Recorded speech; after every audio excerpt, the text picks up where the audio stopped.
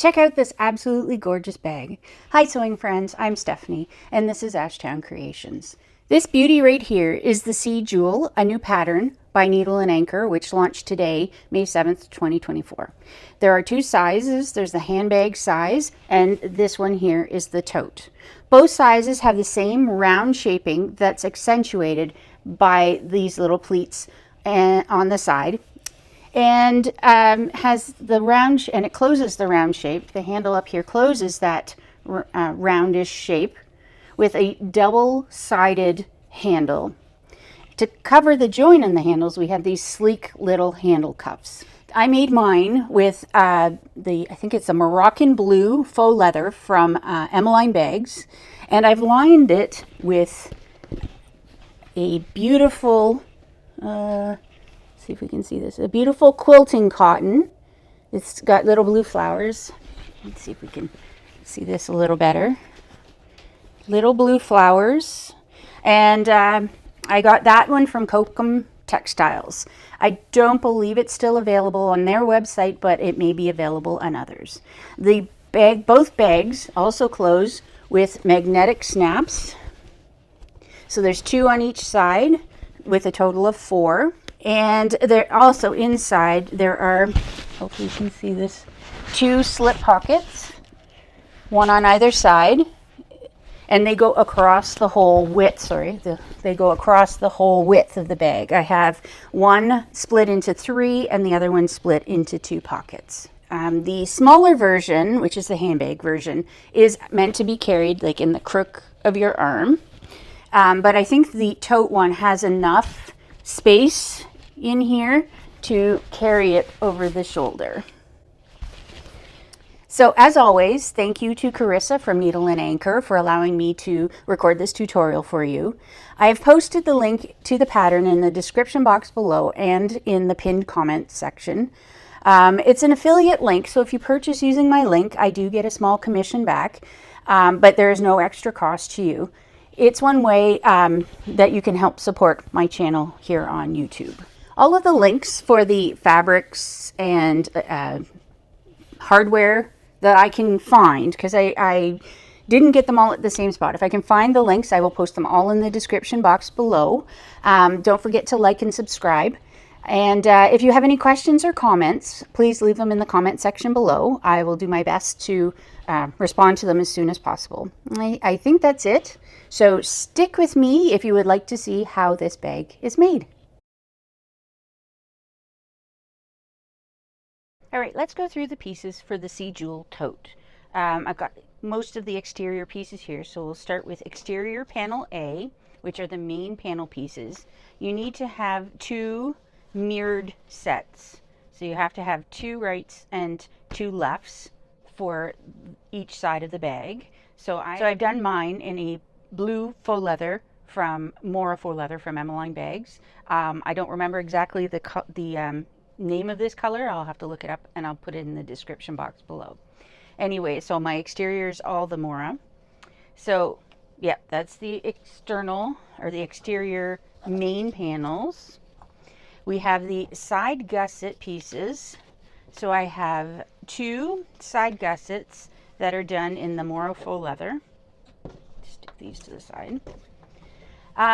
Oh, before I go on any further, the Mora faux leather is a little stretchy, so it was recommended in the pattern to use a woven interfacing. So the majority of my Mora faux leather pieces I have interfaced with a woven interfacing. So we have 2 exterior side gussets, which is pattern piece C. And then for the lining, I've got 2 in a cotton, which is, I don't know if it's quilting cotton because it feels a little lighter, almost a cotton lawn. But I have also interfaced those with a woven interfacing. And then we have some fusible fleece. I don't know if you can see that or not. There is fusible fleece added to these pieces. So that's the side gusset pieces. For the base, I have 1 base piece cut out with my exterior. I did not interface this because I put Decaville Heavy. So this is my bag base stabilizer D is here. I originally marked using the pattern, but it seemed to shift, so I just used a ruler and drew some lines. I will eventually punch out the holes for those and do that. So I've got exterior with just Decaville heavy, and I have a cotton interior lining piece that I've interfaced with a woven interfacing. I have my bag handles. So there are two bag handles. It's a double handle. So we've got a wider one, and I've cut one of the exterior. I have not interfaced this. I think it'll probably be okay. And then so one larger and one smaller, and we will do the half and then put this in half and then put them wrong sides together. And then the last of the exterior I have is the handle cuff. So where the handle joins at the top of the exterior, we'll have a cuff to go over to make it a little nicer. So the cuffs I have interfaced with a woven interfacing. There again, the exterior is the Mora, and the lining is my cotton. These are interfaced only because I cut them out of, I block fuse when I fuse my pattern, or fuse my pieces, or fuse interfacing to my pieces. So I had fused a large piece of fabric to cut out a larger piece. I think it was one of the lining fabrics. So I already had this interfaced. I don't think we really need it interfaced, and I might be able to remove it. Yeah, so I could probably remove it if I need to, and I may end up removing it. For now, they're interfaced because that's the fabric I had to cut from was already interfaced. So that's the handle cuff piece F. All right, moving on to the interior of the bag, we have our lining panel B, which I've cut out of this cotton, and it is also interfaced. And as I mentioned before, I block fused everything. So it's better to block fuse your pattern, your fabrics and your woven interfacing first, so that when you cut out the pattern, the shrinking has already happened. Because when you fuse a woven with a woven interfacing, 99% of the time it shrinks. I found even if you've washed your fabric before, for clothing anyways, you wash your fabric, it's still gonna shrink up a bit. Usually in length this way, sometimes both in width and length. So I have block fused all of my pattern pieces. This is lining panel B. So I've got two of those. Both of them are interfaced. For the inside of the bag, there is this overlay, it's a lining contrast piece. This is where we're going to be installing our snaps to close the bag. So there are two of them, one for each of the lining pieces. This one is going to end up being raw edged, so you want to pick something that's less likely to fray. Like the more faux leather, I find, gets a lot of little fluff. I will be going through with a lighter to clean up some of the edges, but if you do have edge paint or Mod Podge, you might want to, or glue, you can seal it with glue as well. You might want to just, as I mentioned, seal the edges so that there aren't little frays. You could even edge coat them completely if you wanted to. The pattern doesn't say to do that. I probably won't be doing that, but it's up to you if you want to do that. So that's those two for the lining and the lining contrast. And then the other thing that's going to go in is slip pockets. There's two slip pockets, and one for either side of the bag. So there are no zippered pockets in here, just slip pockets. So the two floral fabrics, cottons that I've picked, I've interfaced those. Two are interfaced. I didn't have enough of this fabric to do both sides, so I've picked this really nice blue to go with it. I believe it's a Kona cotton, and they are uninterfaced. So you only need two of the four pieces you cut to actually be interfaced. So yeah, one, and so the slip pockets, one for each side, and we'll be separating these into sections later on when we sew it onto the bag. So for the hardware for this bag, as I mentioned, we have some magnetic snaps. So I've got the 18mm magnetic snaps. I'm going with a gold color. So we've got 4 for the two on each side of the handle part of the bag, and I have got 6 purse feet here, also in gold, And the other thing I have is my Ashtown Creations cork label that I'll be attaching to the exterior of the bag. This bag does not have a lot, it's not hardware hungry. There isn't a lot to it, so yeah, that's great because hardware is kind of expensive. Anyways, this is what we have. Let's get sewing the Sea Jewel tote bag. So to start off with, for the Sea Jewel tote bag, we need to prepare some components. So we're going to start with grabbing 2 of our exterior panels, and we're going to put them right sides together. And then along this straight edge here, we're going to add some clips because we're going to be sewing it up.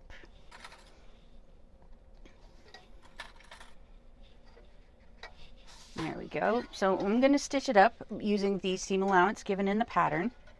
And I'm going to be using a joining stitch length. So for me, that's 3.5. So I'll be flipping between 3.5 as a joining and 5 is my top stitching. So I'm doing 3.5 right now. Put my needle down, hold my tails. For industrials, at least this one, I have to hold the tails or it sucks it back in and gets all jammed up. So hold my tails and I'm going to stitch a couple stitches and back stitch and then continue on up to this end, and I'll stop right up here at the end of this seam and back stitch at the beginning and the end of the seam. Now we're going to open it up. We're going to take the seam and butterfly it. So we want it opened up so that it spreads out the bulk of this fabric. So I'm going to update up my stitch length to a 5. I'm going to go up one side and come back down the other, making sure that it seam stays separated. And I'm stitching at 1/8 of an inch seam allowance. So on here, I'm holding the part that I know is flat, and I'm sticking my hand underneath, and I'm using this finger to force the seam open as I stitch.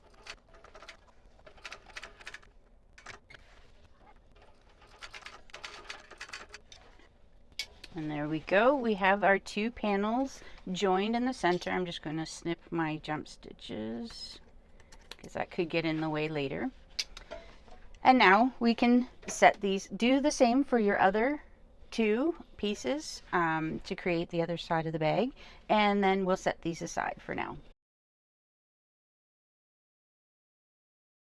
Alright, so the next thing we're preparing is the lining contrast pieces. We are going to be adding our magnetic snaps to these contrast pieces. So I have already gone through, when I cut things out, I went through and I marked my panel with 3 dots, or 4 dots, actually 5 dots because there's a center dot here, but these dots on the outside are the ones where we're actually going to install our magnetic snaps. So magnetic snaps come with the male and the female portion. What we're going to do, I'm going to separate them and keep males on one side, females in the other, because we want to make sure we install all of the males on one side and all of the females on the other. So I'm going to start, I'll just start with the male snaps.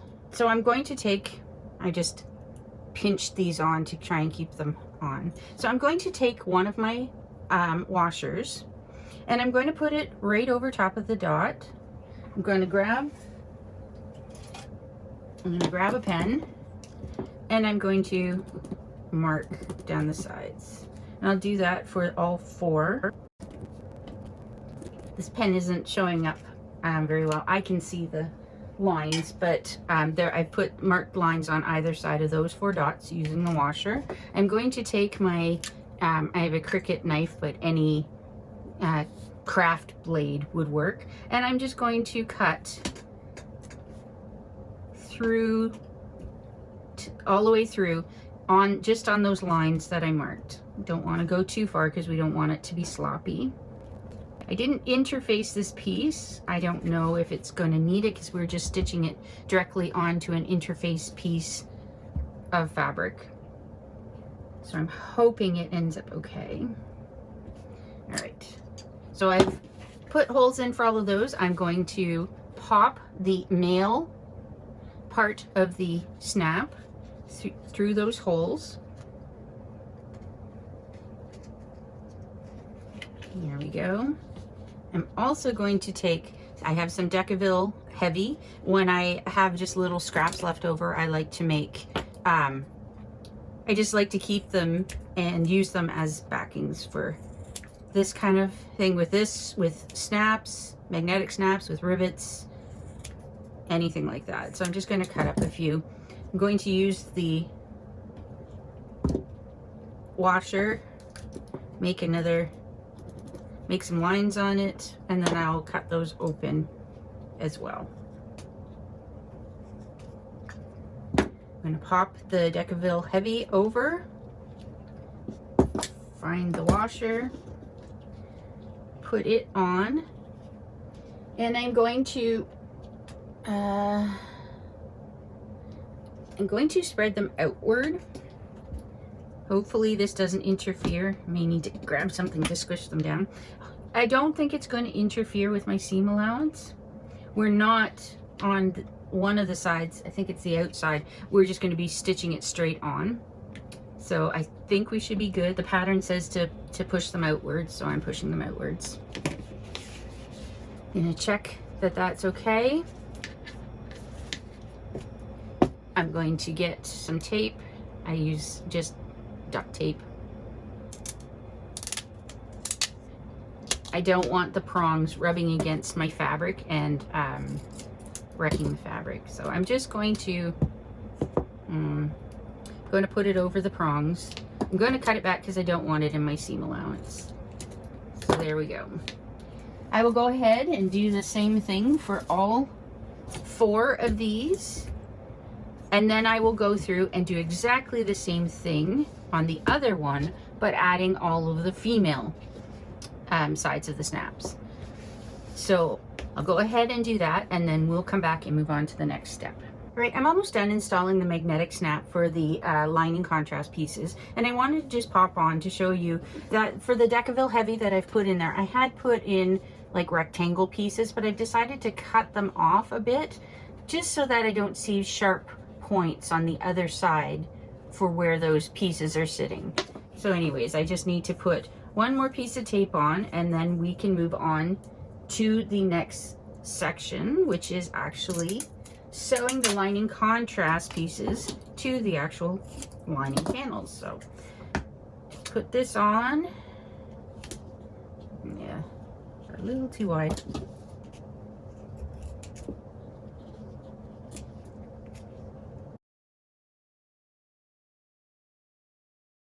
All right, so I've got my lining pieces and I've got my contrast pieces. I need to add them too. So I'm just going to take one of them away and we'll just work on one at a time. So take these apart, set the other one aside, and I'm going to, it looks like we put the lining contrast pieces on like that. So I'm going to grab some clips. We want to clip this in place. We want to make sure we're matching up all of the raw edges inside here and on the top and corners. Make sure it's all lined up, and then I'm going to start adding some clips. You can add double-sided tape behind if you want to keep it in place, but I'm going to just try with clips, and if it doesn't go well, then next time I know I know I need to then use double-sided tape, but I try not to use it as much as possible.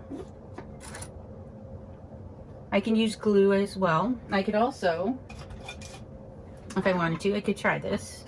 I have this little, it's So Line. It's a glue stick. So I'll just put some in here in the back of the pieces, and then I can use that to stick them down in place.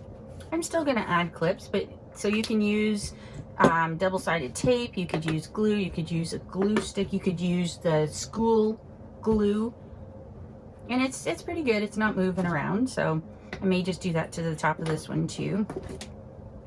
So I'm just putting a little bit about 1/4 of an inch in from the edge.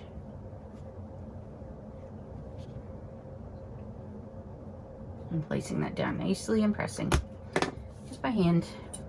So I clip those in place. Anything that's sticking up, I want to make sure it's down because it's hard to get, I'm not going to pin it, and it's hard to get clips all the way over to the side. So adding some of this, adding some of this glue is going to help. All right. All right, so now I've got this glued on. I'm going to change the camera angle. I'll do the same thing for the other piece. I'm going to change the camera angle, and then I'm going to top stitch around the outer edge, starting from here all the way around. And it looks like and I'm going to do that with the top stitching length of 1/8 of an inch seam allowance. And then you can also top stitch the inside as well. So going to change the camera angle and go ahead with that. So we're back at the machine, and I've got my piece here. I did the other one while off camera. And we're going to stitch around the outside edge, starting from that point there all the way down to the point, and then back up the other side to end there. We're not stitching here or here. And then we will stitch inside. You can do it either way, outside first or inside. Inside I've got clipped. The outside, to me, I can't clip down now. I put some of that little glue on it, but I want to make sure it stays. So I'm going to start basting around, I'm going to move my clip out of the way, basting around here first. My preference, I don't think it matters one way or the other which way you do it. So I'm going to back stitch at the beginning and the ending of the seam just because that's what I do. We're basting it in place, and eventually the ends here are going to be caught in another seam, so it's not mandatory to back stitch at this point. I just like doing that. Unless I have to take the stitches out, I like to do that back stitch. And I have it set on a 5-stitch length.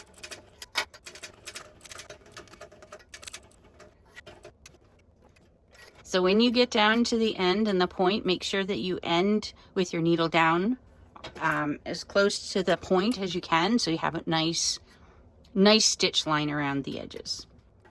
I adjusted mine so I hit as close to the point as I could.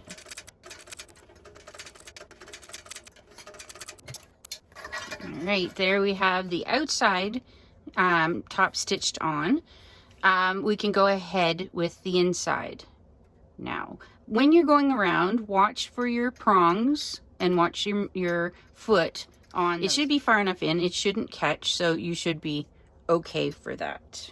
If you have problems with these kind of points down here, you can measure out your seam allowance right at that point, and then you have something to follow. So if you're struggling to do the top stitching, which in this case was 1/8 of an inch, you could do 1/8 of an inch line in removable pen or whatever, some removable marking, so you can find that point, or all the way around if necessary. So now I'm just going to do the inside part and attach it. So again, at the point, I'm going to be trying to get as close to the stitch, like as close to looking like a point as possible. So I will either shorten my stitch length. I actually use, you can't see it right now, let's see, over a bit. So I actually, when I'm getting close, I push this down to back the foot up a bit so I can hit the actual point. So that's my reverse lever that I was pushing down.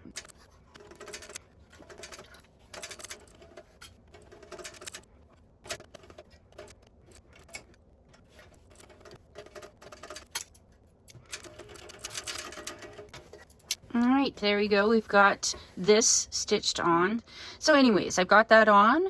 We'll go ahead now and do the same thing to the other piece, and then we'll move on to the next step. All right, just finished stitching on the contrast piece to the second lining piece. And I just wanted to say that I had a little bit of problems coming around one of the magnets. My magnets are huge. They're not the slimline ones, but I guess I didn't pay attention when I was putting the dots on. Maybe my pattern piece moved or whatever. Just be mindful of when you're marking your paper to make sure that these dots that you put on for these, and then when you go to install your magnets, you want to make sure that they're not too close, because I had a problem with this with my walking foot. This foot, it's not small, getting past one of them. Luckily, I am able to switch out to a smaller foot. Actually, I switched out to this foot here. I can do that without taking my needle out. But if you're on a domestic and you can't do that because you've got a hole in your foot and you can't get your needle out, you'd have to take your needle out, do your threads long, tie them at the back, and then you'd have to start over again with a skinnier foot. Maybe, I don't remember which one, but I have a feeling it was one of these two, that I think I got them a little too close to this edge. While they will click together fine when the bag is finished, it just made top stitching a little more difficult getting around them. So I just wanted to point that out, that make sure that you're following the exact placement of the magnets, because if you don't, you may have problems getting around it with a regular foot on your machine. Now we're moving on to pleating. So this bag has pleats on both the lining and the exterior. So we're moving on to actually adding these pleats. And this, I went ahead and did this one so that I could see how to do it and make sure I understood before I tried to explain it. And yeah, so I've done one, and we need to do the same thing for the other three pieces. So I'm just going to put this one to the side. So on the, I'm not sure if it's easier. I've marked it on the back side of this one. So on the back side of the pieces, we've got places where we're supposed to snip, and then a place where we have the direction. So there's an arrow on the pattern piece where to snip and what direction we're going to go in. So I'm going to just transfer these marks. So there's the arrow there going up. So I'm going to transfer these marks to the other side of my exterior. So find the notches that I marked. And there's the other one. Do both sides. Okay, and now what we want to do is we are going to, I stuck my finger behind. We want to pinch at the bottom. So there's two. I'm pinching at the bottom notch in for like 1.5 inches or whatever. And then I'm folding it up to meet the top notch. So we've got about an inch. Yeah, about an inch folded in behind. So we're pinching at the bottom notch like that. And then we're folding it up to the top notch. And then I'm going to pull it out a bit. I want everything to be lined up, and I'm going to take a clip and clip it before it moves on me again. So there we go. I'll show you again on the other side. So again, we're taking the bottom notch. We're pinching it along that notch leg, dart leg if you want, and then folding it up to the other notch. And then I'm going to clip and clip. So I'm going to do this. So I've done it for this exterior. I'm going to do it for the lining, both lining pieces, and then we'll turn around the camera angle to the sewing machine so I can show you how we stitch it, because it's not just a tack it in place. We have to stitch basically a triangle. So put this aside. And again, so on the right side of the fabric, I'm doing this all on the right side of the fabric because that's where we have to pinch and stuff. So I'm going to again go through this again. So we're going to mark, make sure we can see all of our marks, they're visible. The arrow, I'm using an arrow erasing pen. You want to make sure that whatever you use is removable, because you don't want it to mark your fabric and then not be able to get it off. So I'm just going to, again, got those. I've got them snipped, but for visual, I'm actually marking it with the air erasing pen. So again, pinching at the bottom one and folding it up to the top mark. And I'm trying to keep this edge in line. Same with the other side. Pinch up to the top. I pull at it to pop it a bit so that it straightens it out without messing up this edge, without it slipping, and I clip. I'll do the other lining piece off camera, and then I'll move it around and we will stitch these up. All right, so I went ahead and I recorded this for the exterior. I sewed it all up and explained it all beautifully for you. And then I realized I was recording in slow motion, so that wasn't going to work. I do not want to pull out my stitches from faux leather, so I will show you on this side of the lining how we go ahead and do this triangle with the pleat. So putting that one aside, and now I'm going to, so I've got it pleated up. We've got this almost an inch back in behind. And now first thing we want to do is tack that down so it doesn't move. So I'm going to put it under my needle. It's a basting stitch, so I've got my 5 stitch length. And I'm just going to follow and back stitch, follow that curve. Oh, and that's what happens when you don't hold your tails. Hopefully nothing has gotten messed up down below. It looks okay. All right, they slipped on me. Try this again. Make sure that it's folded up. Put a clip back in it. And try again and make sure I've got a good hold on my threads this time. 5 stitch length, 1/8 of an inch seam allowance, and I'm going to back stitch. Okay.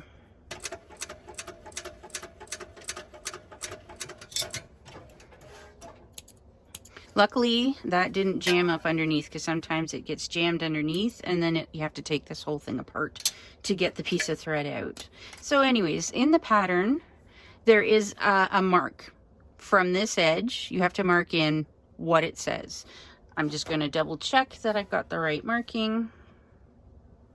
Yep, I do have it right. I can barely see it, so I'm going to make it a little bit darker.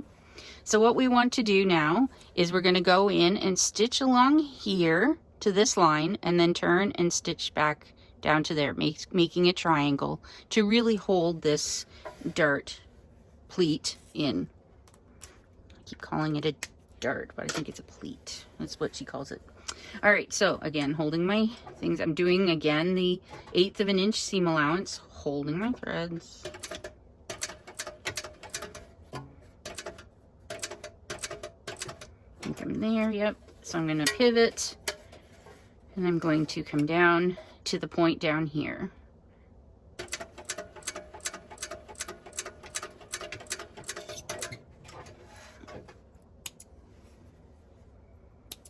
All right, so now I have both sides done. I have the front 2 pieces both done. Unfortunately, I won't be able to show you doing those because it was in slow motion. I just have one more lining to do, so I can do one of them on, and then on screen it's exactly the same as what I did before. I can do one of them and then I'll do the other one off camera. So anyways, second lining. Again, we're going to, first thing first, we're going to baste this edge and hold my tails.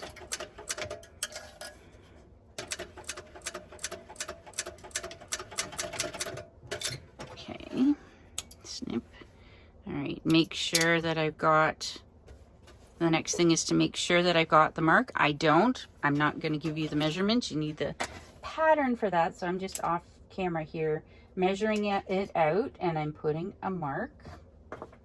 So there we go. I measured and I put the mark in. So now I'm going to put it under, coming out this way. So right along this edge of the pleat. I'm going to sew across, and basically I'm top stitching it down. So I want to make sure I'm not going past, and I hit the mark right on. Yay! So now I'm going to come down and I'm going to end right at where this folded back part ends, just to close out the triangle. And there we go. All right, I'll do the other one and then we'll move on to the this side, and then we'll move on to the next step. Step in the process that we're going to work on is the slip pocket. So as I mentioned before, I've got 2 slip pockets. There's going to be one on either side of the lining of the bag. I have the floral one is interfaced with a woven, and the blue is uninterfaced. So we need to match up one floral and one blue. And I'm going to actually put one aside, so we're just working with the one. We are going to place them. There's not really a right side or a wrong side to this cotton, but I'm just going to take what's facing up as the right side. So, and I'm going to put them right sides together, and I'm going to match up the curve. I'm going to match up the curve, and then I'm going to clip along both the top and the bottom. All right, so I'll do that for the other one off camera. But what we're going to do is, I'm going to take you around to the machine. We are going to sew along the top edge and along the bottom edge with the required seam allowance. We will then, once that's done, we will turn it through and press it, and then we can add it to the bag. So I'm going to switch up to do the other one, switch up to the other camera angle on the sewing machine, and then we'll get sewing this up. All right, I've double checked that it's not in slow-mo mode, so I don't think anybody wants to watch me in slow mode. Anyway, so I pinned both of those slip pockets, or clipped them, along the top and the bottom, and as I said, we are going to sew top and bottom. I'm going to switch to my 3.5, which is my joining stitch. Make my tails a little bit longer. And now we're going to, stitch across the top and the bottom at the required seam allowance. All right. And back stitch at the beginning and the end of the seam. Take your time around. You want really nice corners around these curves. So take your time. I'm going to speed mine up so it'll look like I'm going super speed, but you want to take your time and get the best stitch line possible around. So here we go.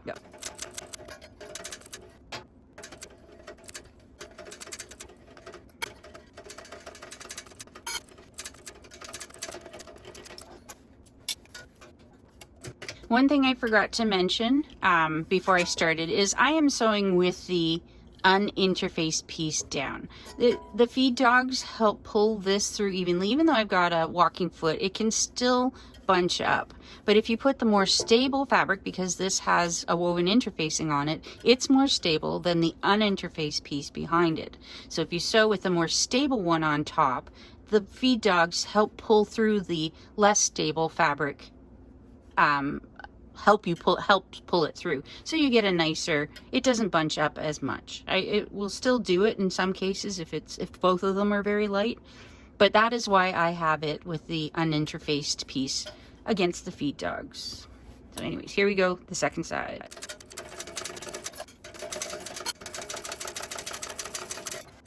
So now that we've got this stitched, I'm going to notch the curve. So I have you can use scissors. I have my pinking shears. So around the curve especially, you want to notch it. So you don't have to do the straight areas, but it's good to notch around. It helps curves sit a lot nicer.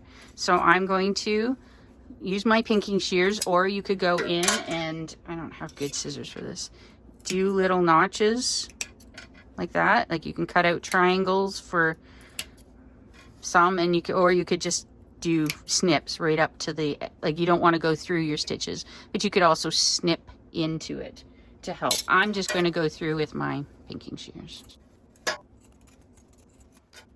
All right, you could probably trim down the lower seam allowance if you want. Okay, so now I have the edge all notched, the curved edge anyways. I'm going to stick my hand in, and I'm going to grab the other end and I am going to pull it through and turn it right side out.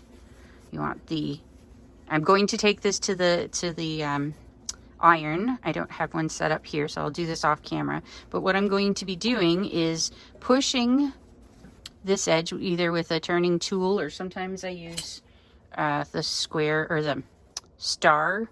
I can't remember. I want to say Phillips, but I don't know if that's right. And I the star-shaped screwdriver, and I push up along the edge. Don't push very hard, but just to get it so that it's all pushed out. You can roll it between your fingers. I just find sometimes I don't know whether I'm not rolling it right or what, but it doesn't always work for me. So I find also ironing, well, I guess it's more difficult this way. If it wasn't in the tube, I think I would be ironing one side, the seam allowance to one of the sides first and then the other.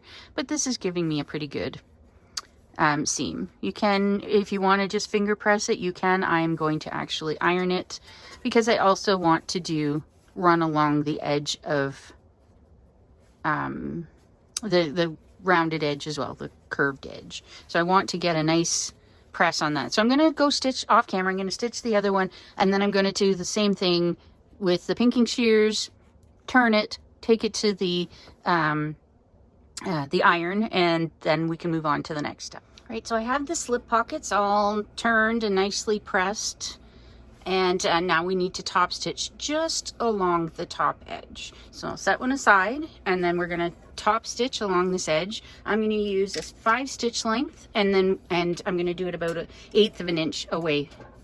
So back stitching at the beginning and the end of the seam.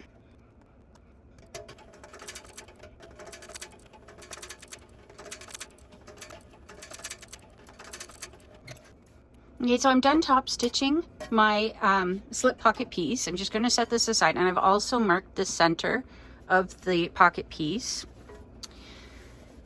According to the measurements in the pattern, I have marked a line up from the bottom edge, and that's where we're going to be stitching the slip pocket piece onto. Also marked the center, put a notch at the bottom of the center of the lining piece, and made a center mark along that line. So we want to center the pocket along that line. There. And I'm just going to put a clip in it briefly to try and hold it, because we've got a curved piece behind, so it may not sit, well, it won't sit flat. So what we want to do now is top stitch. We're going to sew the slip pocket onto the lining by top stitching it in place along that line. So I'm going to use my 5 stitch length and just go across the bottom, back stitching at the beginning and the end of the seam line, trying to keep it straight and centered.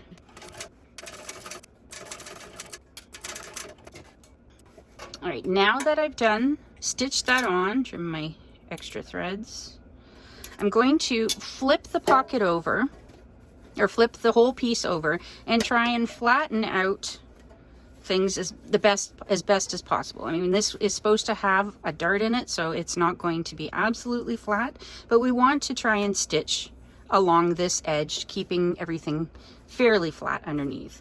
So and this is just basting it in place. So I'm going to start at the bottom and baste all the way around, and I will do the same thing for the other side.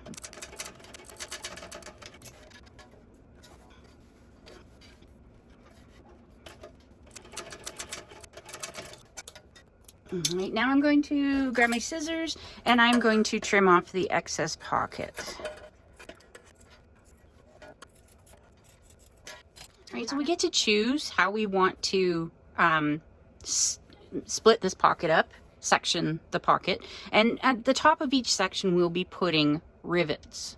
So I'm thinking I want to have on one side I think I want 2 larger pockets, and maybe on the other side I will split it into 3. So this, not sure which one to do first. Maybe I'll try and get the 3. So I'm going to try and figure out how to split this in 3 nicely. I'm going to do that off camera, and then let you know how I came up with it. All right, I figured it out. So the pattern piece for this pocket, at least on the tote, I haven't checked the handbag version, at least for the tote, has spots for rivets. Like it has it marked on the pattern piece. So what I did is I punched a hole in the pattern piece and attempted to lay it over here and figure out where I want to put them. So I just marked the dots on and then tried to come up as straight as possible from the bottom. So, or like along from the bottom up through the mark right to the top. With the pleat in the back, you have to try and move the pleat out of the way so you can get a nice straight line. And we'll still need to move that out of the way while we do our stitching lines. So I know this is a we could probably get away with doing a top stitch. The instructions say to come up all the way to the top and turn around and go back to the bottom. I don't really like that look. I've done it on a few other bags and I didn't really like the look. So what I've been doing lately is just turning it down to a really small stitch length. So for me, that's a 3. And I will stitch these just back stitching at the top and the bottom. And I use this 3 stitch seam allowance or 3 stitch length and go all the way up. I got to leave a spot for a rivet, so I'm just going to mark in where I'm going to potentially put that rivet. So I think I want it right about here because I don't want to cut my stitch line. So I'm going to come up to here, just below it, and then back stitch. And I'll do the same on the other side. So I'll mark it just down a little on that line so that I can approximately the same distance away from my top stitch line, and then I'll just come up just below that and then back stitch. I'm not going to go up and back, which is what the instructions say in the pattern, and that's fine if you're fine to do that. I just prefer this right now anyways. I prefer this, so I'm going to go ahead and do that, and then we'll move on to riveting. And like I said, you want to make sure that it's absolutely flat. We don't want to stitch a pucker in, so make sure the area you're stitching is flat.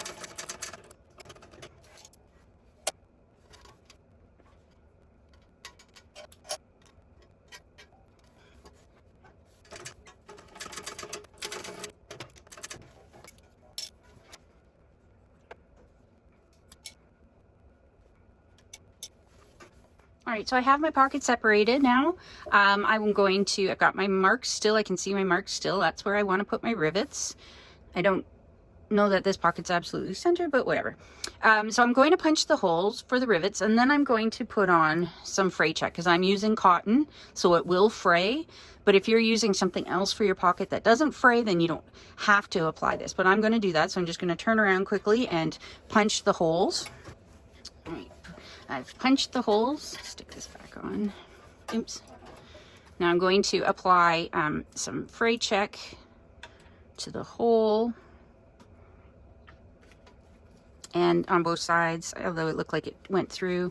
Let this dry up. While I'm letting this dry up a bit, you can set it with an iron, but I don't have my iron handy, so I'm just going to let it dry a bit while I get my rivets. So this is how I store my rivets. I think I got this at Michael's. So I'm gonna grab 2. These are the small rivets. I don't know what, I think it's an 8x8 or 8x6. I don't know. They're the small ones you can get from, I think it's from Emmeline that I got these Emmeline bags. So anyway, so I want to put these through. I also, on the back, this is my Decaville Heavy, so I just have strips of it that I cut, and I'm pretty sure I showed you on the back of these. So I'm just going to cut 2 for now. I'll have some on the other side too. I'm going to turn around and poke a hole. And so when I say turn around and poke a hole, I have my I have 2 rivet presses. One with right now it's got the 2mm die in it for punching holes, and then I have another one that I use for setting rivets or whatever. So that's one of the best investments I made when I first started bag making, were at least 1 rivet press, but 2 is great. So now I'm going to put it through the hole, hopefully get it all the way through. Yep. I'm going to put the Decaville Heavy on the back. and pop the cap. So we've got the double cap rivets. So one has a cap and a post, and the other one's just a cap. And so yeah, you put the cap with the post through one side, doesn't matter. I like putting it through the front side, and then I pop the cap on the back. It should pop in. You should feel a little pop. Doesn't always, but I would say 90% of the time I do. So I'm going to do this side. So find the hole in the front, make sure it goes through that hole, and then put stabilizer behind, and there it is, and then pop. So now I'm going to turn around behind me and use my second press to actually set the rivets. And there we go. This is what this side looks like, all separate, sectioned off and rivets in. So I think this is, go ahead and do your other side if you haven't. If I were doing this off camera, I would do the top stitching both. I would do attaching it at the same time. I would do both sides at the same time, but because I'm recording this, I'll do the other one off camera separately. But anyways, go ahead. If you haven't finished the other side, do the other side, and then we'll be back to go on with the next steps. All right, so I went ahead and I did the separation of the pocket. On this one, I decided to go right up the center. So I ended up, yep, just folding it in half. So we've got two big pockets now. So it's time to set these aside for now and move on to the next step.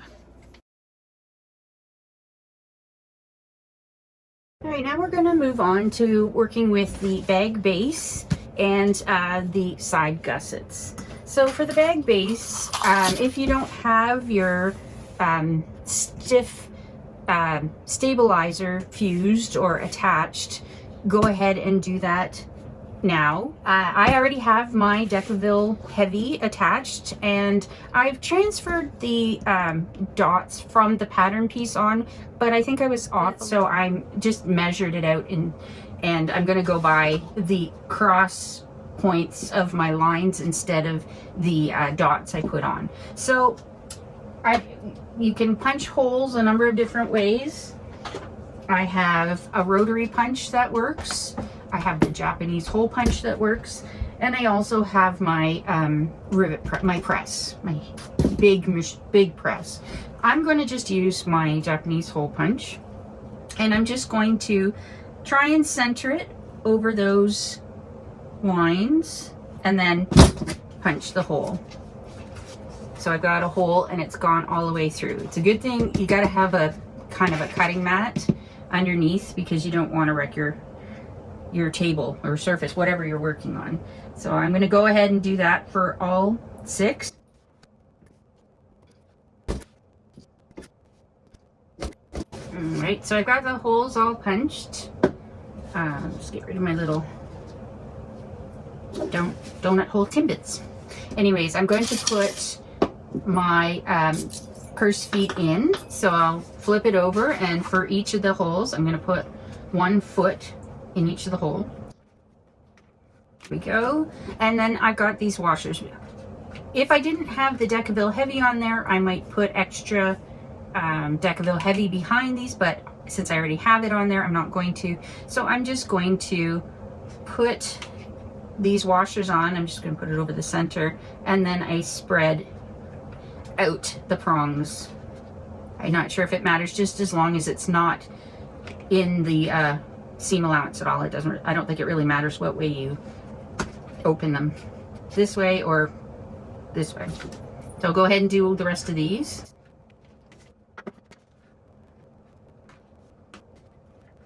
And now I'm going to grab my duct tape and add duct tape to each of these. I'm going to try and keep it out of my seam allowance.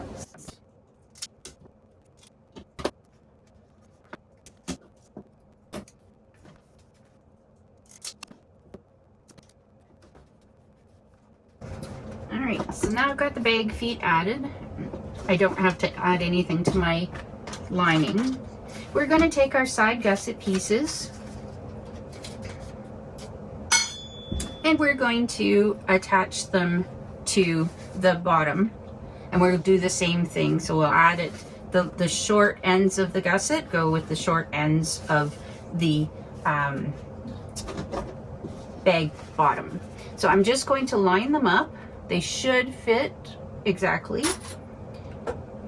And then if they don't, if one sticks out more than the other, then mark your centers. But mine fit exactly. So do that one, and then so for the lining, we're just going to take one of the gusset pieces and then flip it over and match it up.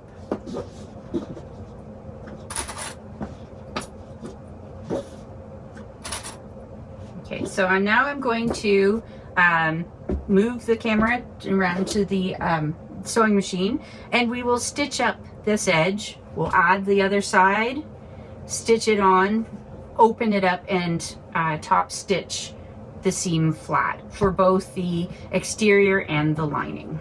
All right, now we're going to sew on the bag base to the gussets along each of the short sides. We're going to sew it on with the recommended seam allowance. I'm doing it with my feet up. I'm not sure it matters one way or the other, but I'm going to try that. And then I was wrong before when I said we're going to butterfly the seams. We're not. We're going to just fold the seam to the base. So stitch along at the recommended seam allowance. I've got it on a 3.5 stitch length, which is my joining type stitch. And I'm back stitching at the beginning and the end of the seam, keeping things all even. And since we're working on the lining as well at the same time, since we're working on the lining at the same time, I may as well stitch it now too. And really, if you wanted, you could have chain stitched the rest. I don't have the other side ready, so I'm just going to show you on this what we're doing. So for the exterior, we're going to fold this seam allowance towards the base, and then we're going to top stitch it on the base. So we've folded, there's the seam allowance going to my left, and now I've got my bag base on top, and I'm folding it over the seam allowance, and I'm going to top stitch along the bag base. So 5 stitch length, and I'm going to top stitch at the usual 1/8 of an inch. If you have a problem getting an 1/8 of an inch seam allowance, you could probably do a 1/4 inch, although with my presser foot that I've got on, I would hit my bag foot. But if you have a zipper foot or something, or a smaller, narrower foot, then you might be able to do the 1/4 inch. But if you can do at an 1/8, that's usually what's recommended in this pattern. They say stitch at an 1/8 of an inch. But if you can't, if it's too tight, go closer to the 1/4 inch. It's, as long as you keep consistent through the bag, it should be okay. It should look fine. So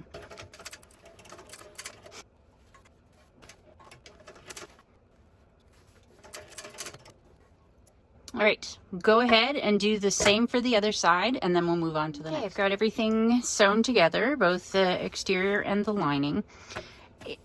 In the pattern instructions, it says for the lining gusset, you can optionally do this top stitching along the long edges. So just all the way here, and we'll do it at the stitch length marked in the pattern. And it's basically decorative. It may help keep your fluffy interfacing on. So I'm going to go ahead and do it because that's what the pattern is suggesting. So I'll do it. So I'm top stitching, so I'm going to use my 5 stitch length.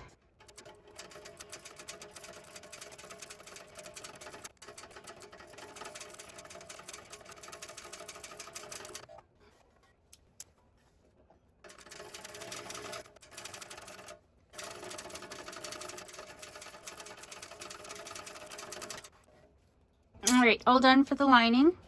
So now with the instructions, there is the option, if your material is on the thicker side, you can actually do that same top stitch, decorative stitch now, as opposed to trying to top stitch after you've added the exterior panels. I think I'm going to try and give it a try to do the exterior panels. Hopefully I can get around it. I should be able to with this machine. It is quite curved, so I'm a little nervous about it. I'm tempted to do the top stitching, but I will give it a try to do it after I've added the exterior panels. So for now, we're gonna set this aside and move on to the next step. All right, moving on to this next step, we're going to be dealing with working with the bag handles. So we have two handles, and one is slightly wider than the other. So when they're finished, we'll have two sizes, one on top of the other. And I'm going to grab, so I've marked the line down the center, and I'm going to grab some less than, it's smaller than 1/4 of an inch, so I'm not exactly sure, maybe. I'm not exactly sure how big it is. So anyways, I'm just going to put a little bit down either side, not right up against it. I'm doing it a little further away. I'm trying to keep it out of my seam lines. I will get it in a little bit, but a little bit is okay, but it can't stitch all the way down. My machine does not like this. So anyways, so I've got it down either side, and then I'm going to take the backing off of one piece of the double-sided tape. This is the really sticky stuff from Wawak. I think that's how you pronounce it. So anyways, I'm going to put it right into the center, because we are going to be folding both of these into the center and then placing it on. We're not double folding it. We're only folding it into the center for each of these. I start in the center of the long edge and go out to the sides, trying to keep it from stretching. Especially this fabric has quite the stretch to it, so we don't want it to stretch out. So take the backing off of the other side, and then I will fold it right up to the edge. Now that I'm looking at it, I might have been better. I'm gonna just take this apart for a second. So I put it down as I was going to be folding it, double folding. As I'm telling you, we don't double fold it. I put it in as I was going to double fold it, but that's not going to work for my machine. It might work for your machine. I'm just going to take this off and put one strip right down the center, because where it is right now, my machine, that's where we're going to be stitching. So it's really, really sticky tape. All right, so I'm going to bump up to the 1/4 inch. So I've got 1/4 inch tape this time, and I'm going to put it right down this center, because we're folding right into the center. And again, I'll use the same for that and do the same thing. Now I'm going to take the backing off of this piece and start again folding it into the center. So I'm folding the second side right in to match. So when we double fold a strap, you want a little bit of space so that it can fold again, but this one we're not folding it again, so we want it to match right up.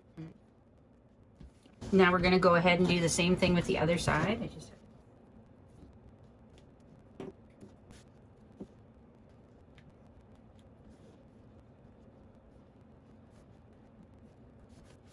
So now we've got these both folded to the center and stuck down. We're going to put the more narrow one aside for a bit, and we're going to top stitch at 1/8 of an inch along here.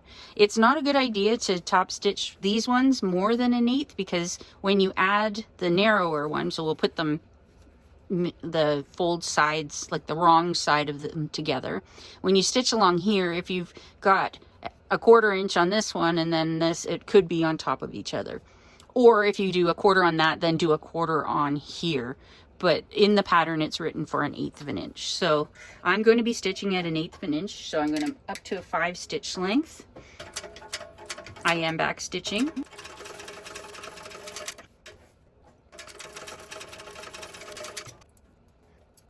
All right, now I'm going to flip it so that the wrong side is up. So this is the wrong side, has the split where we joined the two. So wrong side up. I'm going to grab my other one and place it wrong side up for now. I'm going to take my 1/4 inch really sticky tape, and I'm going to put it down the center over the join. Okay, take the paper backing off. And now I am going to take the wrong side of this one and center it over the wider piece. So I'm taking the narrower piece and centering it over the wider piece. And if your stitch lines are straight, the edge of this one looks like it lines up with the 1/8 of an inch line. So mine aren't perfectly straight, but it's fine. So now I'm going to edge stitch or top stitch the long edge of on the narrower piece. I'm going to edge stitch it at the typical 1/8 of an inch seam allowance, with the 1/8 of an inch seam allowance. Back stitching beginning and end of seam.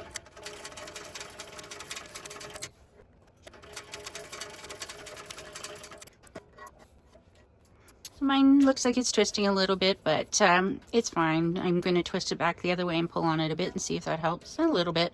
You can, instead of going down one side and up the other, you can just go down both sides. But this will be fine once it's in the bag. It's not twisting in the bag. It won't be twisting in the bag. So there we go. That's what we've got for our bag handles. And now we'll move on to the next step.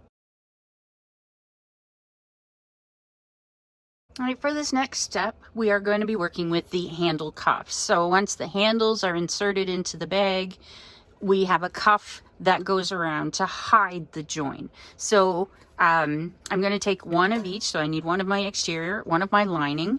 I'm going to try it with the interfacing still on it. I don't think it'll be too stiff because it's not too bad. But as I mentioned at the beginning, this doesn't need to be interfaced. It's just the fabric that I had a place to cut it out was already interfaced. So we're going to match them up right sides together, and I'm going to start clipping. I'm going to clip it at the ends. For me, I'm going to do that first, and then I'm going to put a few in along the short edge and then some on the long edge, because we are going to be stitching the short edge and the long edge. Like the inside curve and the outside curve. I guess these ends are shorter than any of them. So inside curve and outside curve. So now at a joining stitch length, for me that's 3.5. And we're going to stitch it at the recommended seam with the recommended seam allowance.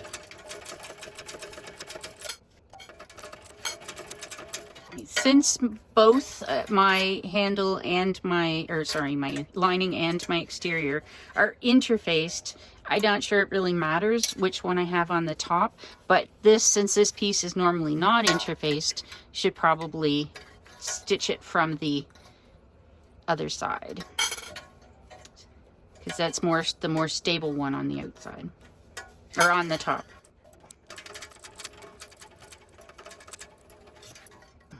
All right, so now that we've got that, I'm going to take my pinking shears, and I'm just going to go around the edge. So you can either use pinking shears, or you can snip the V's, like snip little V's in all the way around the bottom curve, and then on the top curve, just snip in to the seam allowance, but not through.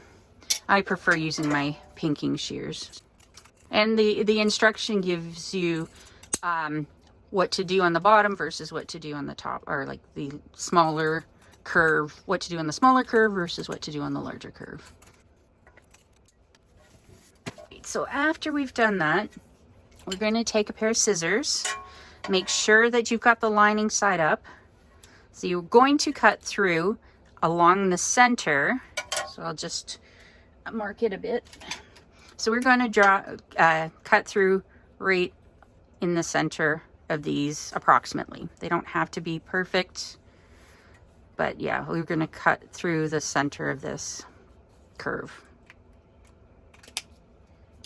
But make sure you do this on the lining side only, because we don't want to cut the outside. All right, so now we've cut that. We are going to try and press the lining away from the exterior, and we are also going to understitch. So understitching, I've used it mostly in clothing. It's when you top stitch, basically top stitch along the lining side, and then when you turn it out, it keeps the lining side towards the inside. So we're going to go through and understitch both curves. So I'm going to start with what seems to be the easier one for me, and I'm just going to actually stay on my 3.5. I don't think it matters. So yeah, so I'm going to pull it out away from the main fabric, and I'm just going to stitch along this edge. And I'll do the same thing for the other, pulling the fabric out from the exterior fabric. And go slow.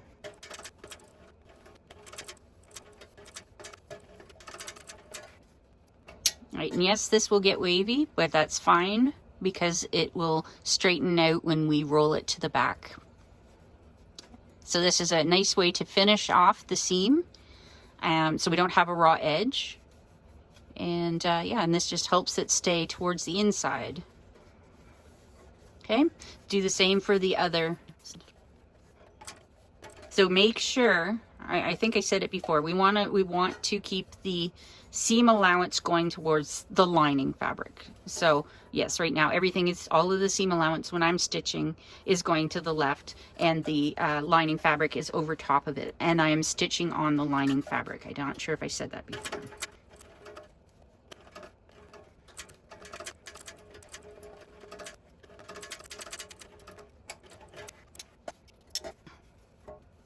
All right, now we want to flip the fabric over, and we want to fold it right on the edge, like that. And you can,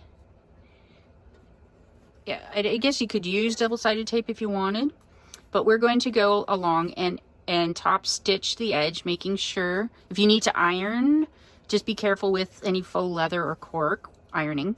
I don't know if glue would help or not. Probably. I could try that. So I'm just going to put a little bit, I've got this Sew Line glue stick again, and I'm just going to put a little bit of glue all over my machine. Glue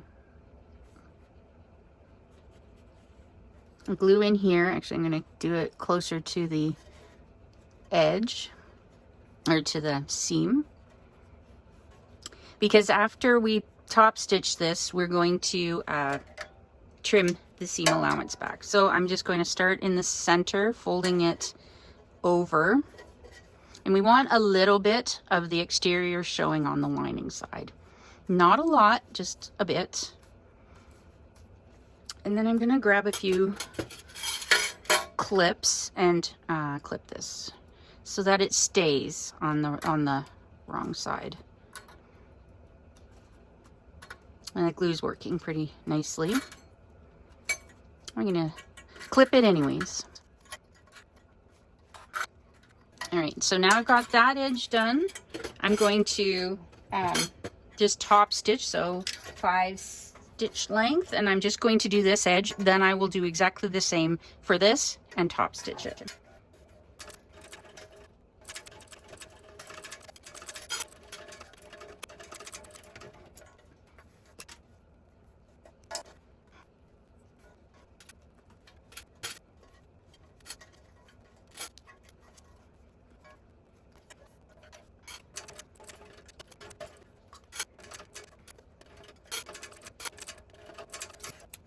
All right, there we go. We've got it top stitched. So now it can go through, and I'm just going to take, actually I think I'm going to take my pinking shears. Even though this will be hidden on the inside, this will help keep it from fraying as much. So I'm just going to cut it back.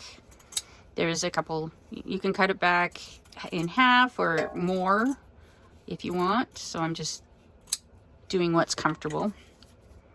And I may end up putting a little bit of glue under this edge to keep it down, but it should be fine.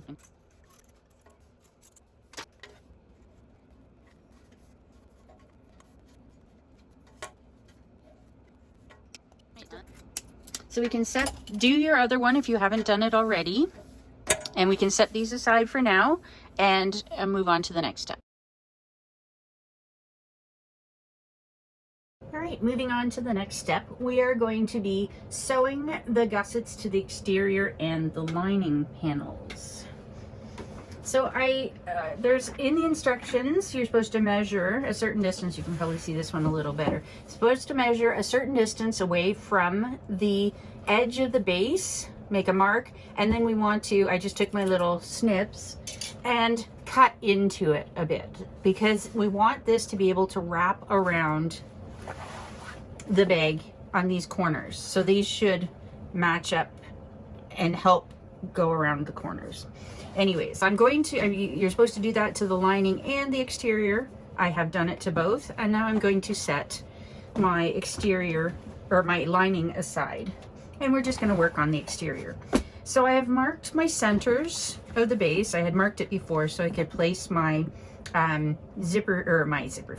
my bag feet in the right spots.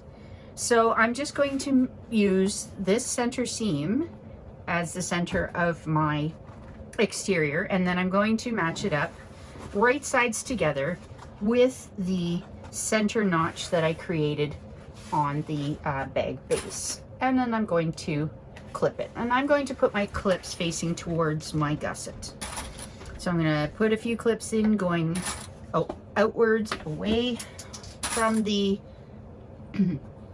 center. And then when I come to the side here,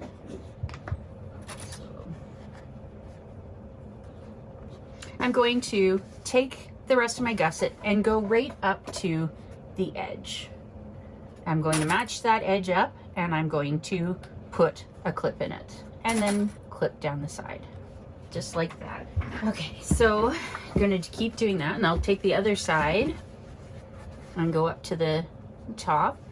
And if you have extra, like your interfacing's in the way, you might need to clip it. I think mine is okay. I think I can work around it.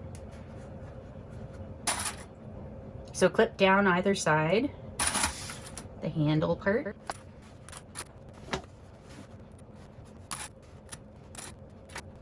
There we go. Didn't need to clip into the gusset at all. That's perfect size.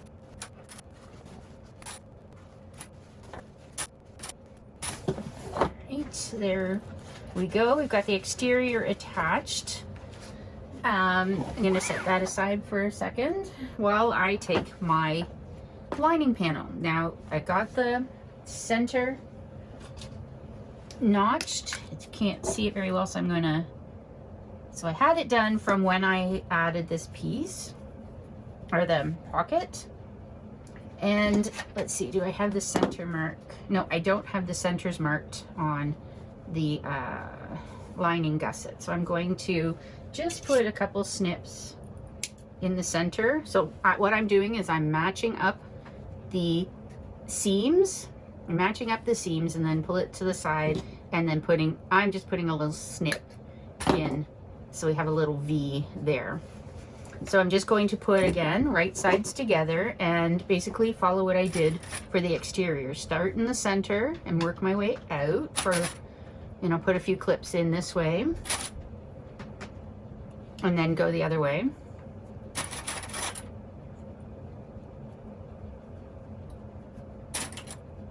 And now I'm going to curve around and bring the top up to the top part of this lining and clip coming back the other way. And basically I'm just matching up the edges, but I'm kind of curving the lining, the main lining piece, and getting it to curve and fit into the gusset.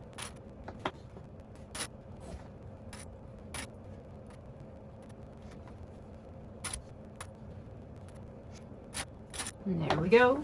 So on one of the lining pieces, we will need a turning hole. So it doesn't matter whether it's this side or the other side. On one of them, you will need to have a turning hole. And we need to leave, a gap, quite a good gap, because we have to turn the bag through it. So there's measurements in the pattern, and I'm just going to eyeball it.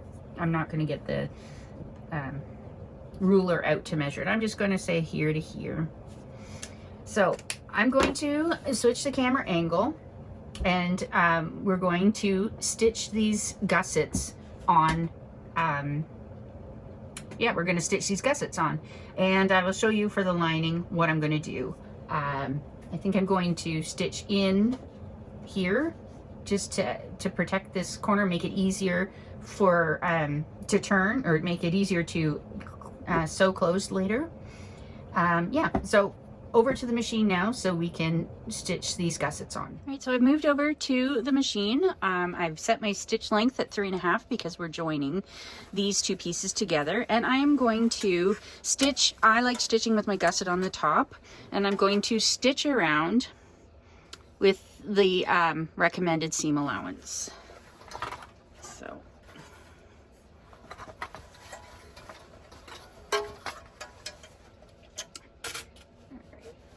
So I'm going to back stitch at the beginning and the end of the seam, trying to keep it all on my table because otherwise it pulls it off out of alignment. Okay, here we go.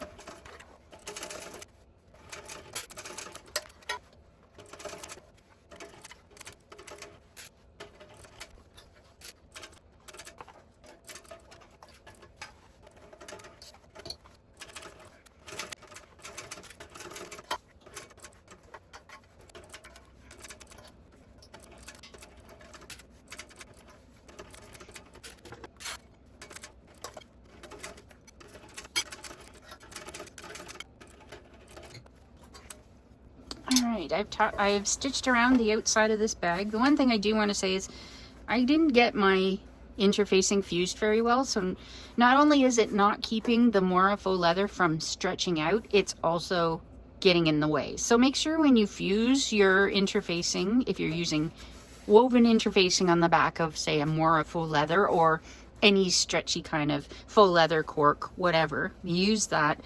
Make sure you adhere it properly because it's bubbling and it also moving, so it is not keeping it from stretching. So the next thing we want to do with this bag is we're going to top stitch, because I had the option of top stitching before and I chose to, like, I could have put the fake top stitch look before on the panel, but I'm choosing to try and do it now, so we'll see how it goes. So we want to top stitch.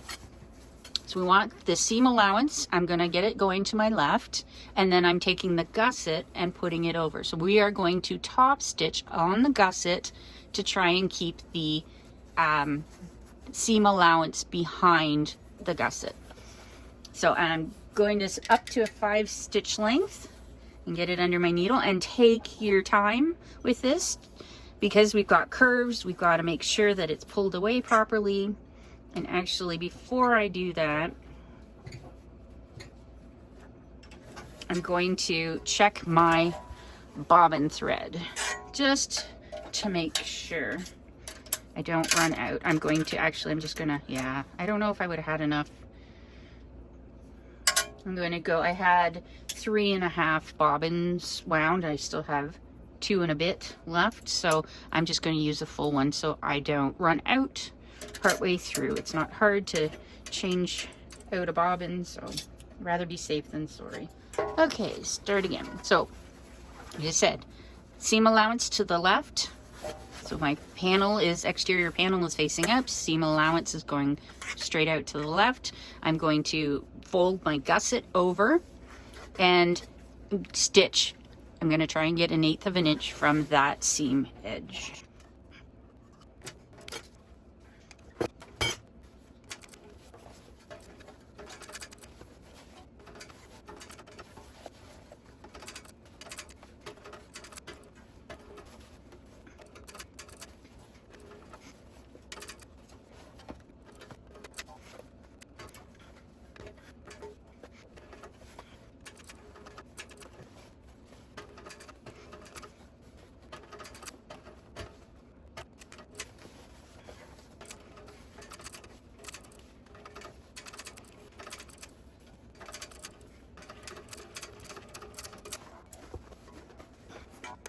Okay, so I got the top stitching done on this side. And one thing I thought about while I was doing it is when there's a top stitch like this on the gusset, and it's difficult to go through. I usually start with the front because it is easier to do the top stitching with the first panel than it is to do with the second panel. So you're likely on the front to get a nice top stitch, where the back one now, I'm hoping I can do it, but it may not look as nice as this one. So I choose the front panel to be the first one that I attach to the gusset, especially when there is top stitching like this. So so the other thing you can do if you only want to try top stitching the one side is you could put that decorative top stitch down this side. This does help a bit with the structure of the bag. So I don't know what it would look like with the decorative stitch, if it will look funny because you're not stitching the seam allowance down, but it is an option to try if you're going to try it. I'm going to do the other side of this, and I'm going to attempt to top stitch it. I was struggling to see with just this part, so I'm not even sure if I'm going to be able to do it, but I'll give it a try. So I'm going to put this aside for a minute, and I'm going to do the lining. And so I'm going to stitch the gusset on with the lining, and because I've already got that decorative stitch there, I'm not going to top stitch like I did. But in this case, I will be leaving a turning hole in the bottom of this side. So let's get sewing this one on, this gusset onto the lining. And I'm putting a 3.5 stitch length. Okay, and all the way down to here. And then I'll show you what I do when I get down to that edge.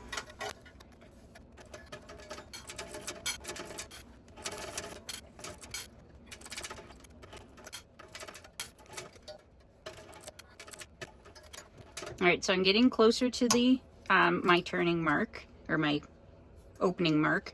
So I'm just going to come up. It doesn't have to be perfect. I back stitch a bit.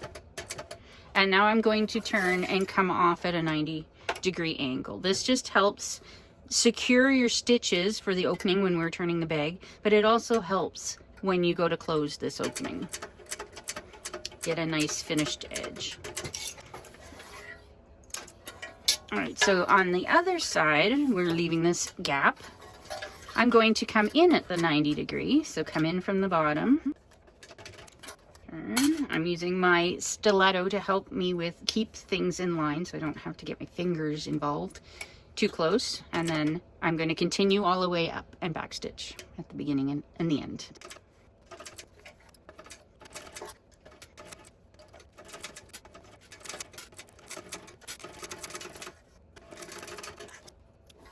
All right, so I've got that done, and I've left my turning hole. The reason I did it on the first side is so I don't forget to do it. Now, I don't see in the instructions that we need to clip out, clip or trim down the seam, but I'm going to on the lining at least.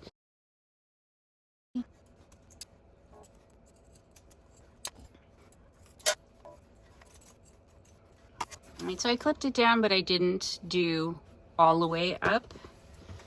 And I also did not cut my stitch line. So I'm going to do something similar on this side.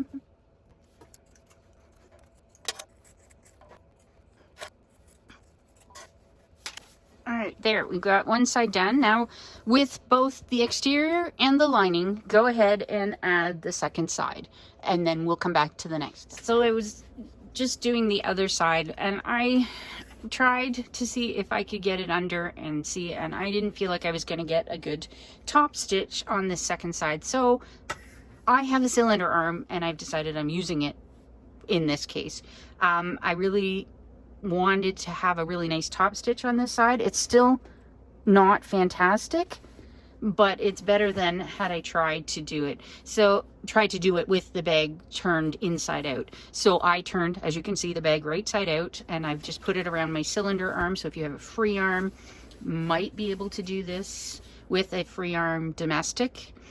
And if you have a flatbed, well, I don't have that too. And it just kept getting caught on the table, edge of the table. So I decided I'm going to do it this way. I can finish the rest of this on camera, and just to show you how I'm doing it with the cylinder arm. I know a lot of people don't have them, so I'm not expecting people to, and you can decide for yourself if you're comfortable enough trying to top stitch in with the bag inside out.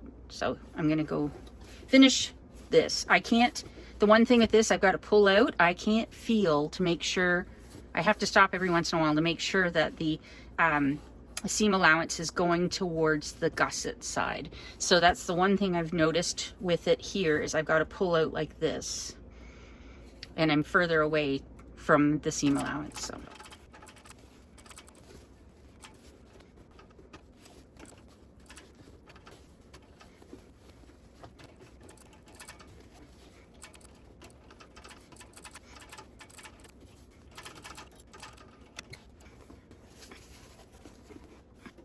and there we go. We've got the outside of the bag. I got machine oil. This will come off. I just need to go get a cloth and wipe it up properly. But got the outside done. I'm going to go off camera and do the lining. I'll probably put my table back for that because I am not top stitching like I did with this. So it's an okay job. It got a little small in spots.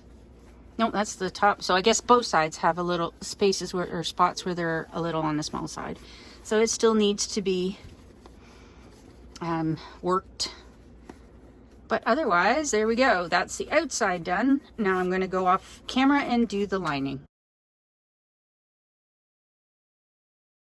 Okay, now it's time to put the exterior and the lining of this bag together.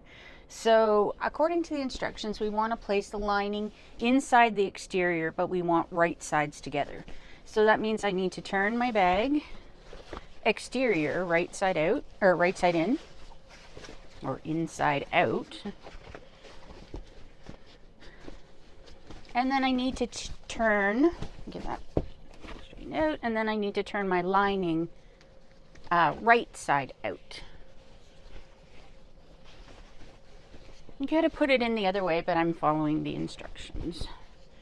So this is the back of my bag, so I have already stitched on my label. You can kind of see it there. So this is the right side of the bag, and this is the wrong, or the back of the bag, the front of the bag. So at the front of the bag, I think I want my 3 pockets at the front and the 2 at the back. So I'm just going to take my bag, take my lining for the bag, and place it inside. There we go. And I want to line up the V and the point up at the top here. So I'm going to grab some clips, and I'm just going to clip along. I want to make sure that so you can clip the sides too, to make sure that they're lined up. And then I'm going to clip back down this side to the center. All right, I'm going to match up this side.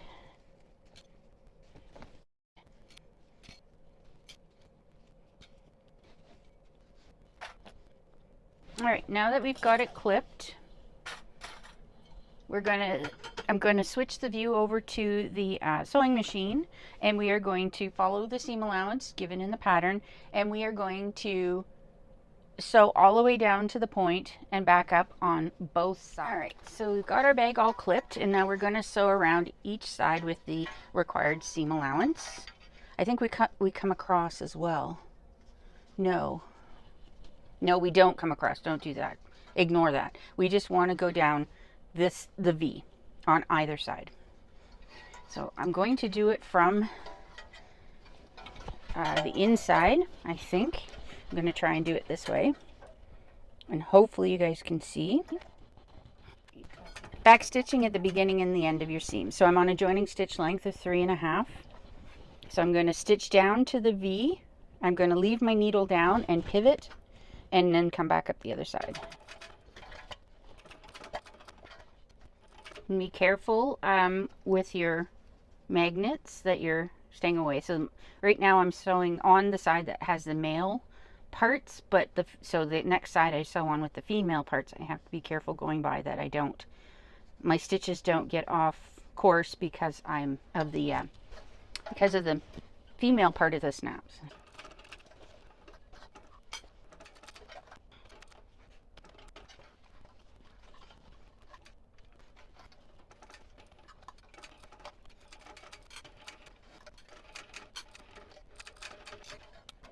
All right, one tip if you are going to sew from the inside of the bag, like I did, you might want to mark your center point on the lining side so that you actually put your needle down right in there. I'm a little bit off. I'm not going to worry about this side too much. Hopefully it looks okay from when I get it all turned.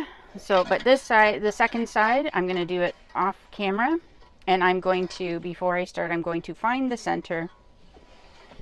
One easy way of doing that would be to put a pin, let me grab a pin, and put it through approximately, you can measure your seam allowance down, but you can poke a pin through and then mark that on the other side. And that will get you close. As long as the pin is upright, straight up and down, you're close there. So as I mentioned, I'm going to do this off camera, and then when we come back, we'll move on to the next step. So the next step we need to do, there's a couple things. The first thing we're going to do is cut some V's cut some of this out of the V. And so we're going to clip straight into the V on both sides. So some on that side.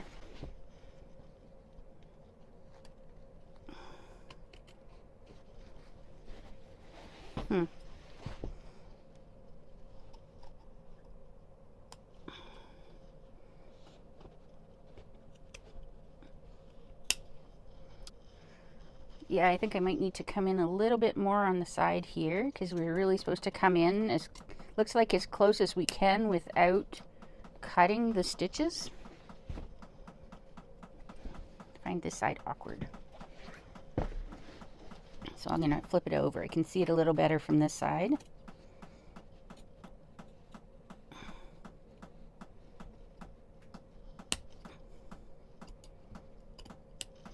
There. And now the other thing I'm going to do around this opening is cut out some V notches. So I want to ease the curve. I actually might just do that with my scissors because it says cut out V notches and I'm not sure my pinking shears will go in. So I'm just going to clip in towards the stitches but not cutting the stitches. And I'm going to take a bunch out, part way up. It doesn't look like we go all the way up. Where is it? So just up, just past. So I'm going to go up to, so there's my snap. It looks like I go right up to about here with them.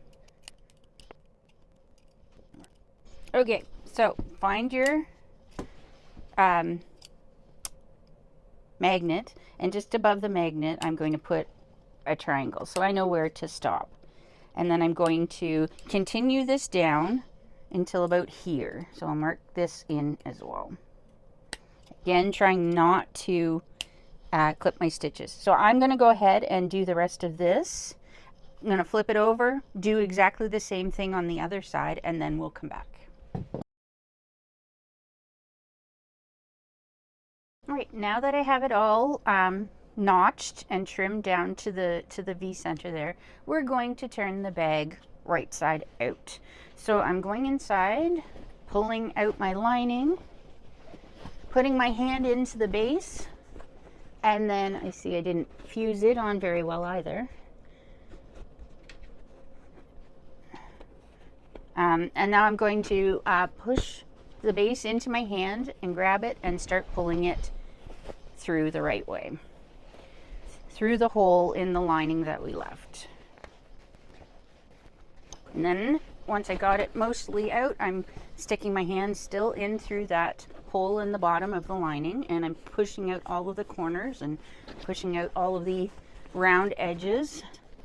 I'm also going to reach in here and pull out the handle end, the end of the handle. Do the same on the other side. There we go. Now I'm going to push the lining inside the bag, and the lining goes in. Come on, go in. So the lining goes in all the way to the sewn edge. This isn't the edge that's going to be out. This is actually going to be turned in. So we're going to fold it at the edge we just stitched. So I'm going to grab some clips and clip as I go. There are tips in the pattern if you need to, if you've got cork or faux leather or something and you need to get some bumps out of it, how to do that, a professional tip in the pattern. I may do it later. Right now I'm just going to do this. So we got to watch out for these magnets as well. And roll it between your fingers, but also if you need to stick your hand in to force out the seam. So I'm sticking my hand in, kind of in and up. It's awkward, but you can stick your hand in to force out that seam as well. So rolling it can work. I don't always get it to work, but it most of the time works. Okay. I'm going to do this for the whole bag, and then we will be top stitching it. So I'll finish this, then move around to the camera view, move around to the sewing machine view, and then we will top stitch this. Okay, I've clipped around the V part of the bag on both sides. I've also turned it inside out because I plan on top stitching from the, I want to my top stitch top thread to be on the exterior of the bag. So I'm switching my stitch length to 5, and now I'm going to top stitch it with the standard 1/8 of an inch seam allowance, and I'm going to do both sides. Now hopefully you can see this, and hopefully the bag doesn't get in the way. There's a lot of bag here. Try and keep it down. You want to make sure that you're not, if you don't do the 1/8 of an inch, you risk hitting your magnets. So on this side my stitching should be okay. On the other side I may have problems with the getting close to the magnets, so I might have to switch out presser feet. But anyways, on this side I'm just going to use my regular presser foot, and I'm 1/8 of an inch. I'm on a size 5mm stitch length, and I'm going to back stitch at the beginning and the end of the seam. When it comes to the V point, I'm going to try and put my needle down right in that center seam and then turn and go back the other side. All right, here we go. Take your time. It's not a race.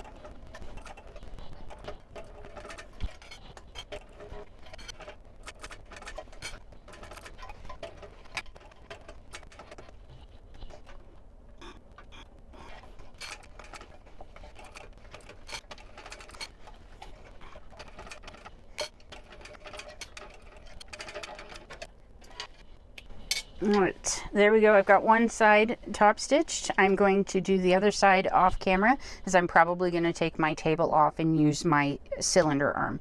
So when I'm done that, we'll come back and move on to the next step.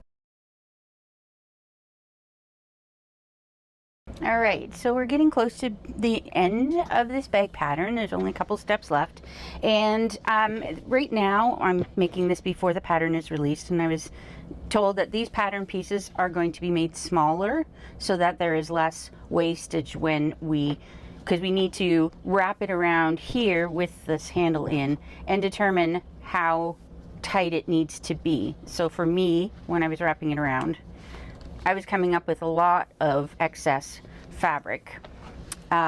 So to get this to work right now, I'm going to combine the two steps. So on our handle piece, we need to mark in from the short ends as the distance it says in the pattern. And that's where we're going to be lining the edge up to. So now I'm going to stick one end in one of the sides, pick one, doesn't matter. And I want to have the small part facing inside the bag.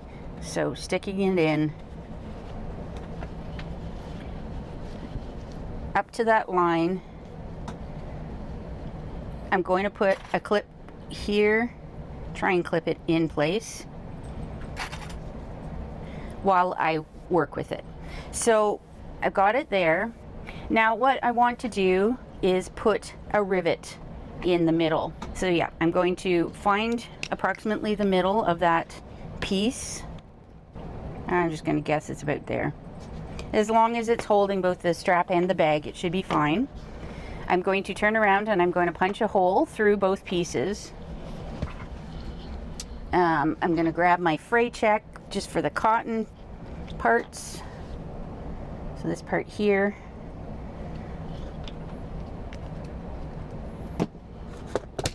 I'm going to grab one of my medium sized rivets, so double cap rivet. It doesn't really matter. This is going to get hidden, so if you have some rivets that you don't really like, want to use them up, this would be a good place to use them. And then pop that cap on the back. I'm now going to set this, and now this will hold this handle in place while we wrap the cuff piece around to determine how much we need to cut off. So we want there to be it to curve in a bit, because we want it to have some space in here and it to look fairly smooth on this outside. So I'm going to take my cuff that's been split, that I've kind of just bent it over in half, folded it in half, and I'm going to wrap it around, and I want it to be snug. Maybe I'll wrap it this way so we can see it. And I just want the top of the cuff here to cover this, so about this far. So making sure that these sides are pinched in. I'm going to put the cuff just above, and I'm going to flip that over, wrap it around, and figure out where it is that will be tight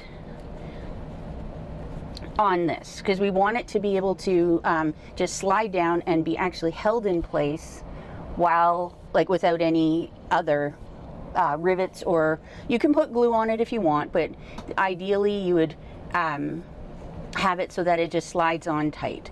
So I'm trying to get as tight as I can.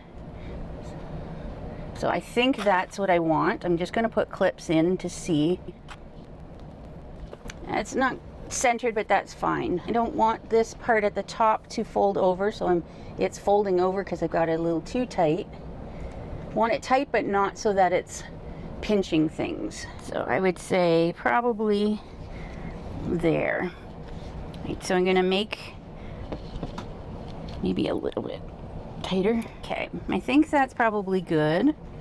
So I'm going to make a note of my measurements. So I'm going to take my my silver marking pen, and I'm just going to mark here and there. And I've tried to keep the ends lined up, so when I know that if I'm cutting off this much, I need to take off the same from the other side. So we'll fold this in half.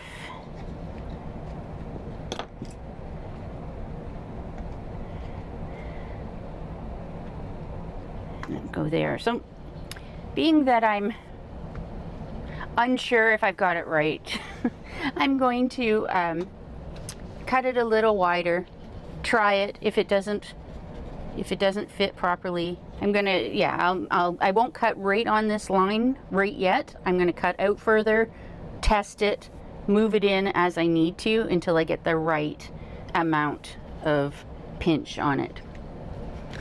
Because there is supposed to be a gap on this side. It's how much of a gap you want to leave. Well, I think that lines up pretty well. I'm still going to cut it a little bit, about 1/4 of an inch wider, and see, I can always bring it in a bit. because those stitch lines will be hidden on the inside of the cuff. I can't let it out because then you will see the stitch line, or you will see the holes from the stitch line, but I can always take things in and make it smaller. So I'm going to go ahead with that, and I'm gonna so make my line.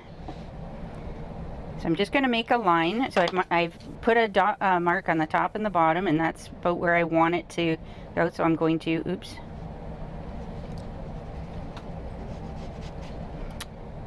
start there, hold the pen upright, and go down. So there we go. I'm going to add about 1/4 of an inch. Actually, I'm going to add 1/2 of an inch, because we have 1/4 inch. I'm going to sew it at 1/4 inch seam allowance. So I'm going to cut it off about there. And I'm going to fold it over and clip it in place so that I'm getting it evenly. I'm cutting it evenly.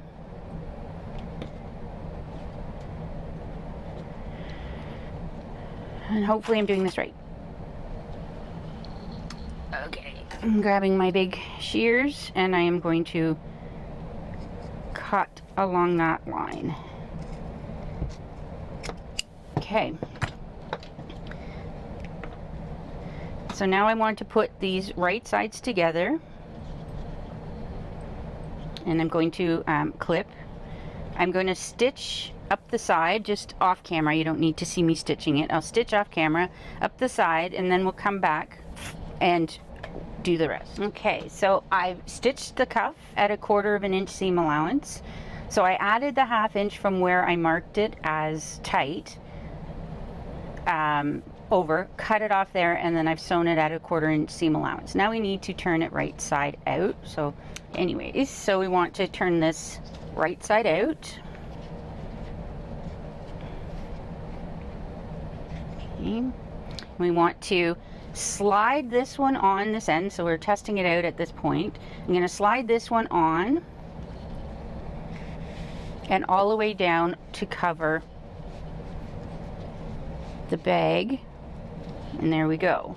It will move up. This one will move up, so it might be able to go a little bit tighter because I do have some spare room in there. So I can take the cuff off, turn around and sew it a little bit tighter, and just keep going until I have it done. I think you want it tight enough across here that you don't see the bits in there. Now we can stick some glue in, but I'm going to try and see if I can get it a little bit tighter, because yeah, it can go a little bit tighter. So I'm going to do that off camera. So I just pulled it off. I'm going to flip it back the wrong way out. I'm going to take it in a little bit more. So I'm going to come in about do I want the full 1/4? I might go a scant 1/4 inch. So I'll go do that and then we'll come back. All right, so I came in a scant 1/4 inch from the last seam. I'm going to, we know that it would be too large if I leave all this stuff in, so I'm just going to cut it down to within 1/8 of the first 1/4 inch seam allowance.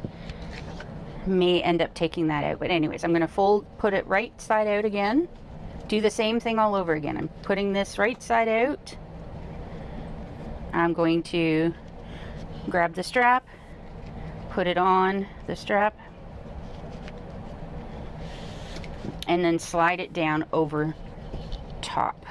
So pinching in the top edge parts of the handle and then putting that over, and that slips down nicely.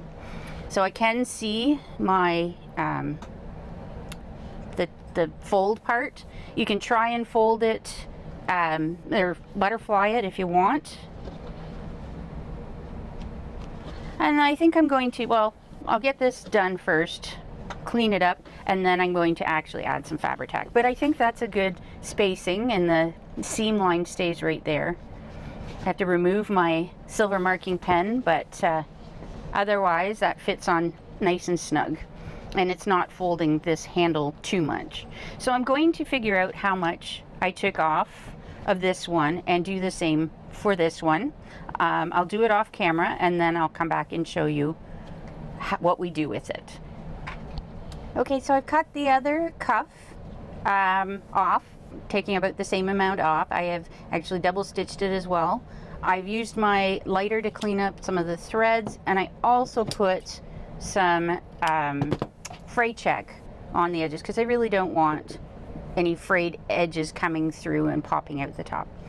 So we got the mark on the other. Now, one thing I forgot to say at the beginning is these marks are guidelines, as well as the length of the strap. If you want to add length to your strap, obviously do that before you've sewn it. I would say you could probably add an extra 2 to 4 inches on it.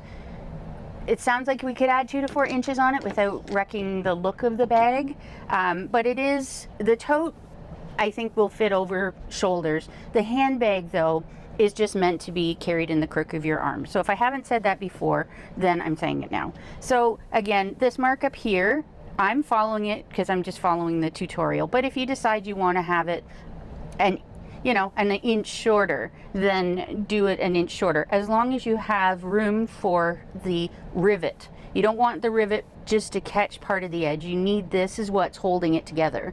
This is just covering it up. So now we're going to do the other side. First, I'm going to turn the cuff right side out. I'm going to slide it on to the strap. Now, it needs to be opposite to the direction this one went on, so it needs to go on like that. So we will put the handle in here, grab the other end, and slide it on. So it's going to match, like go top to top. Then we're going to stick this end in, making sure we don't twist it all the way up to that line. I'm going to clip it while I mark the center so I can do a rivet hole in the center.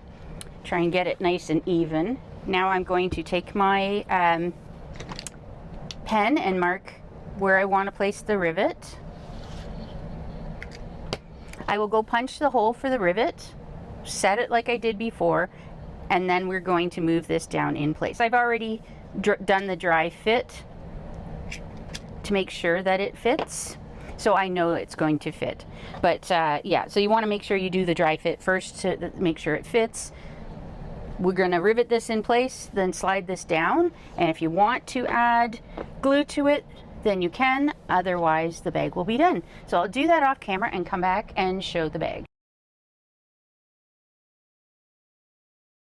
All right, so I've added on the other cuff, and now I don't remember which one it was. So they're both added on now. Great, all secured in there. The one thing I forgot to do was close the bottom of the bag. So I'm going to just quickly turn around. I've got it folded in so it nicely lines up. I'm going to stitch across the bottom. I'll just turn around and do it, and then we can have a look at the bag once it's done. So it would have been a lot easier to do without the handle in place, but I was able to get it done anyways. And I just closed it with my joining seam allowance or joining stitch length.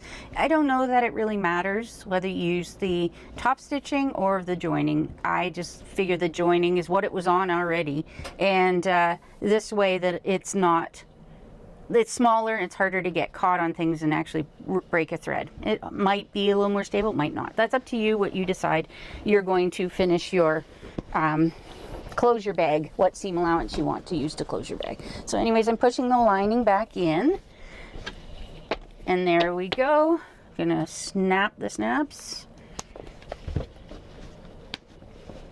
And this beautiful bag is our Sea Jewel tote bag. Now this is the larger one. There is a smaller version, a handbag version, but this is the one I chose to do. It needs a little bit of finessing around the edges, but otherwise she's a beautiful bag. So if you enjoyed this tutorial, please give it a thumbs up. If you could subscribe to my channel, that would be greatly appreciated. And if you have any questions or comments, leave them down in the comment section.